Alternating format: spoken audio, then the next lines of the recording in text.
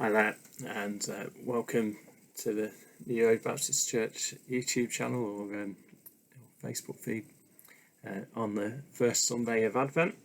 And our service took place online this morning, and here you'll find our sermon from that service. Now, our readings were taken from the book of Isaiah, chapter 64, verses 1 to 9, and also Mark, chapter 13, verses 24 to 37. And in the sermon, I focus really on the themes from the reading in Isaiah. Now, the passage that we heard from Isaiah is a striking one. We come across a people facing challenging times and a difficult situation. They turn to God, crying out for help, and they do so looking out for a miraculous happening. They want something remarkable to show the world how awesome their God is. In a way, it's not surprising that this would be the case. This God who's to lead them out of exile in Babylon, who's to bring them freedom and return them to Jerusalem. This is the God who's going to give them freedom from oppression. Now, this God has freed them from captivity before. Isn't this the God who turned the Nile to blood, who split apart the Red Sea, who killed the firstborn sons of Egypt, who struck down the prophets of Baal? This is a God capable of mighty deeds, and they long to see such things again. Now, of course, we know in this Advent season that God is going to unravel these expectations. And instead of bringing a mighty happening, such as what had come before, he's going to bring an infant child in Bethlehem. He's going to bring his very presence with the people. Now, as the passage progresses, we see that this is a reflective piece. The prophet looks back and sees the times when the people have turned away from God and have found in the process that they felt God to be absent. In these verses, what I see is a people who are realizing the errors of their ways. They name their sin, their mistakes, and as they do, they turn back towards God. And as they turn back to him, they remember the deeds of the past. They remember the stories that have sustained them, and they remember his promises. And of course, as they remember his promises, they start to cry out to him. They call on God to be faithful to them, because that's what he promises he will do. And we do the same today. As we experience times of difficulty and trial, and in the midst of our trouble, there often comes a point where we cry out to God, seeking deliverance, seeking after his mercy, seeking salvation, just as we've been promised through Jesus Christ. And just like the Israelites, we too might hope for some mighty signs, some wonders that might prove to the world once and for all the all-powerful nature of God. We want an instant fix to COVID. We want peace in our world, but we also want justice. We want those who do wrong and cause division and violence to be thwarted, even struck down.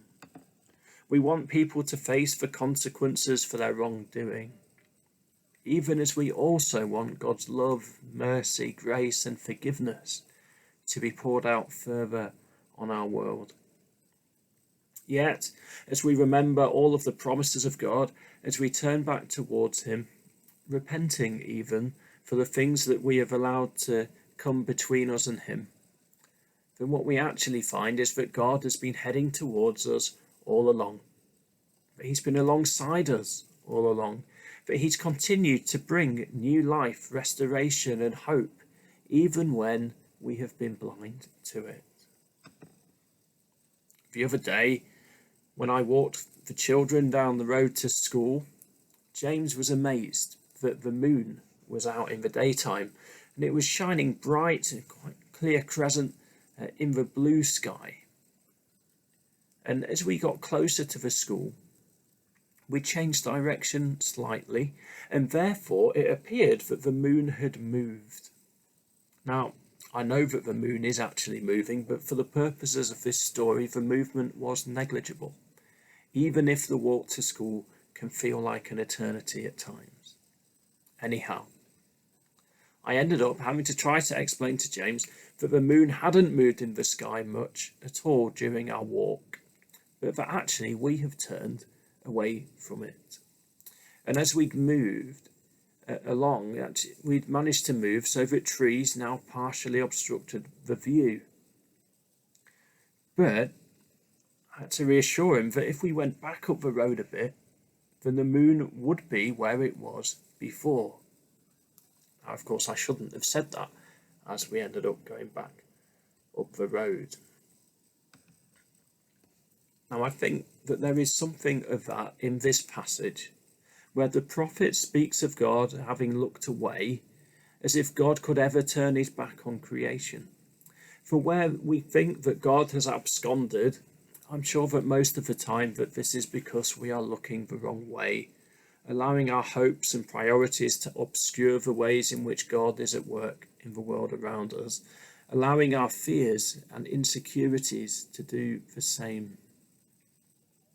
And that then brings us to the purpose of this Advent season, a season that we tend to rush through in the desire to reach the manger and tell the quaint and cute parts of the Bethlehem story.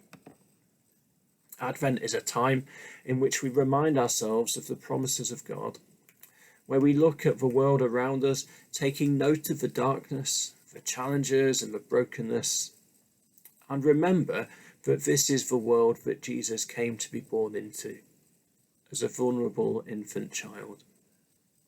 It's a time when we can take stock and seek to address the things that prevent us from taking hold of the hope that we can know in Jesus Christ. And it's a time when we can open our eyes to the places in which the light of Christ is breaking into the darkness around us, even today, bringing new hope and life to a world that is so often full of despair.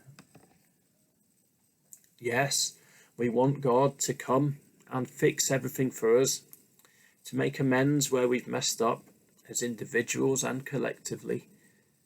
But in this Advent, even in a time of great challenge, may we reorient ourselves in such a way that we can see the many ways in which God has come and is coming towards us already, day by day. For this birth in a Bethlehem stable leads on to the eternal coming of Christ, the eternal breaking through of Christ into our reality, through his crucifixion and resurrection, as death and sin and darkness were defeated for all time, for all people, and for all of creation. So through the coming weeks, as we approach the wondrous birth of Christ in that stable in Bethlehem, may we have our eyes open to see God coming towards us in the here and now. May we have our eyes open to see the light of Christ breaking through in ways that we might not expect and might not even have hoped for in and amongst those around us. Amen.